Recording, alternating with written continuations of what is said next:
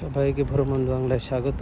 আপনারা কি দেখেছেন এই সবুজ বিটটি, সবুজ দাগ লাইন? এটা কিসের জন্য? এটা জাপানে অন্ধদের জন্য এই পথ, এই নির্দেশনা। একটা সাধারণ মানুষ থেকে খুব দ্রুত তারা নিরাপদে কোনো রকম অ্যাক্সিডেন্ট ছাড়া এভাবে হেঁটে যেতে পারে। এদের জন্য আলাদা বাটন আছে, দেখেন এই বাটনটা চাপতেছে, এটা আলাদা শব্দ। সব গাড়ি কিন্তু এখানে দাঁড়িয়ে যাবে। অলরেডি সে রাস্তা পার হয়ে গেছে। এভাবে অন্ধরা জাপানে নিজের বাসা থেকে ফুল জাপানটা ঘুরে আসতে পারবে একাকী, কারো সাহায্য ছাড়া।